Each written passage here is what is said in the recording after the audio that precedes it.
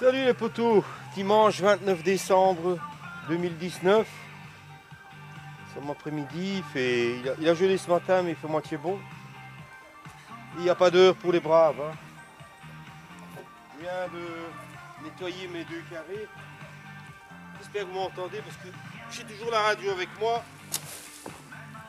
Et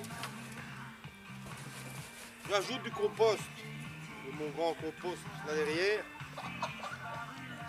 Parce que je vais déménager mes fraisiers et les remettre ici.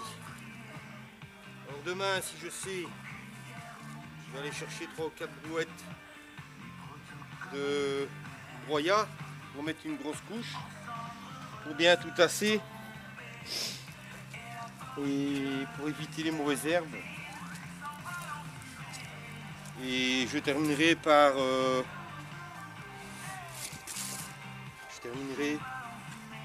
mettre des arceaux et un voile pour éviter que les pigeons ou les autres oiseaux ne bouffent les fraises. Voilà. Alors on verra. Hein. Mais voilà, il fallait nettoyer. J'avais envie d'aller dehors. Je ne fais pas de réveillon extraordinaire cette année. Et rien d'ailleurs au Nouvel An. Mais voilà. Ça c'est mon plaisir, ça c'est mon cadeau.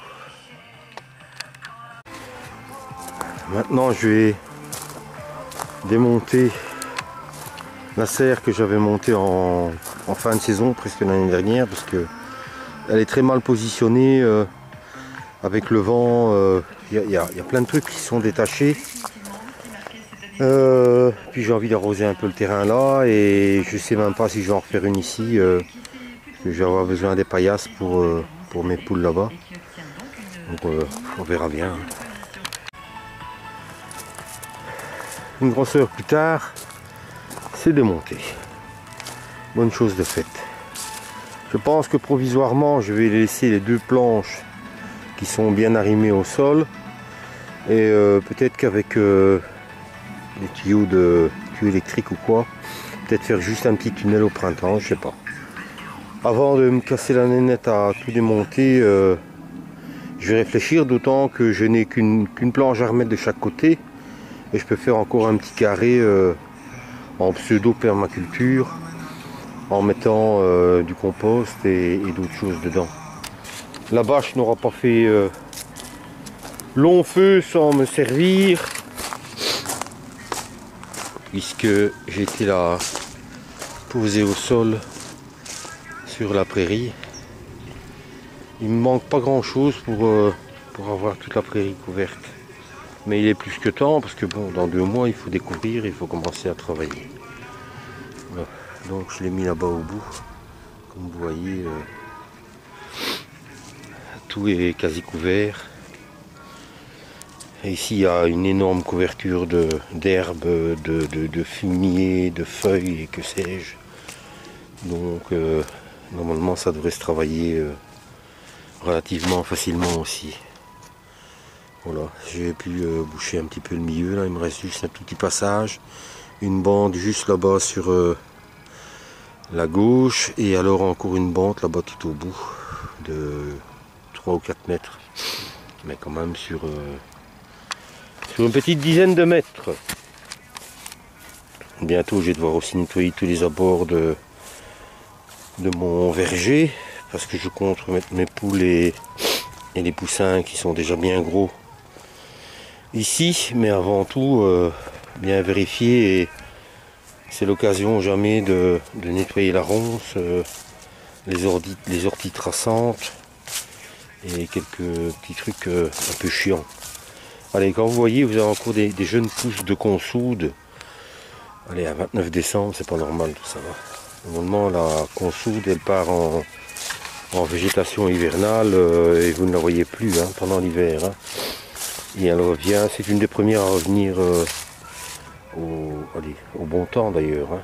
Mais avoir encore des nouvelles pousses comme ça, c'est pas normal. Donc profitons de l'eau que nous avons, que nous pouvons stocker pour l'instant. Et anticipons pour le jardin du printemps et de l'été, hein, parce que je sais pas, mais tout ça n'oublie rien de bon. Alors, après j'ai encore terminé un petit peu ici, mais enfin je suis déjà bien content. On va aller voir la nurserie qui était envahie par les rats et que j'ai nettoyé là aussi, hein. Tout ça je dois nettoyer. On a toujours du travail, hein. Toujours, hein. Un peu de musique. Ah, pour Jaco et Lily. Voilà. Ça c'est mes choux de 500. Bon, par contre, moi je les ai pas mis en pot, hein, Jaco. Je les ai mis directement en terre. Mais évidemment, en prenant la grosse motte de terre au printemps, je peux encore les déménager. Et j'en ai encore quelques petits là, à gauche, à droite, que j'ai retrouvés dans des pots, et puis que j'ai seulement de repiquer. Mais ici aussi, encore une fois, regardez, la preuve en est, nous avons des noix, nous avons un trou, nous avons 2 trous, nous avons 3 trous, nous avons 4 trous. Donc vous voyez, même ici les rats viennent. Donc j'attends avec impatience mes pièges que j'ai commandés en Pologne pour essayer une fois de faire un gros nettoyage de rats. Et après, ici, je vais tirer la végétation parce que maintenant c'est mort.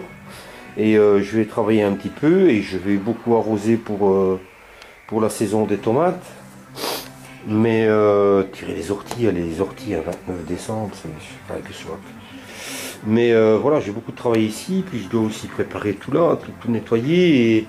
Et si j'ai deux belles journées, nettoyer correctement toute la serre, remplacer le carreau là-bas qui est cassé. Comme on dit, un Jaco, il a tout dit de l'ouvrage. Hein. Allez, regardez encore. Encore un fameux tunnel là. Aïe, aïe, aïe, aïe, aïe.